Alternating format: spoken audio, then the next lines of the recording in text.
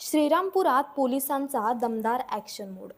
गावठी कट्टा आणि कोयत्याचा धाक दाखवत दहशत माजवणाऱ्या सरफराज शेखची पोलिसांनी अक्षरशः भाईगिरी उतरवली. खंडणीसाठी हल्ल्याचा प्रयत्न करणाऱ्या या सराईत गुन्हेगाराला अटक करून ज्या भागात त्याने दहशत माजवली त्याच भागात पोलिसांनी त्याची धिंड काढली.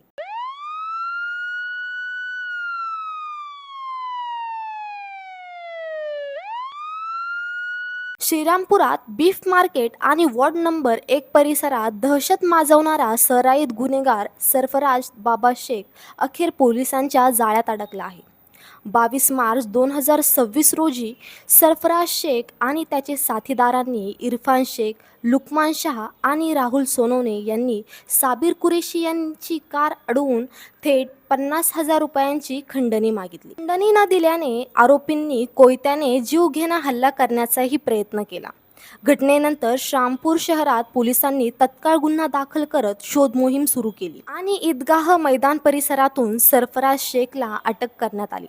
त्याच्याकडून एक गावठी कट्टा आणि 2 जिवंत काडतुसे जप्त करण्यात आली आहे. आरोपीकडून गावठी कट्टा आणि जिवंत काडतुसे जप्त करण्यात आली असून आरोपीवर आधीच 7 गंभीर गुन्हे असल्याचे पोलिसांकडून सांगण्यात आले आहे. आरोपीच्या धिंडीचे व्हिडिओ सोशल मीडियावर चांगलेच व्हायरल होत असून नागरिकांकडून पोलिसांच्या कारवाईचे स्वागत केले जात आहे. उर्वरित आरोपींचा शोध सुरू असून गुंडगिरी चालणार नाही असा इशारा श्रीरामपूर पोलिसांनी दिला आहे. स्वप्नील सोनार, प्रहार न्यूज लाईन, श्रीरामपूर.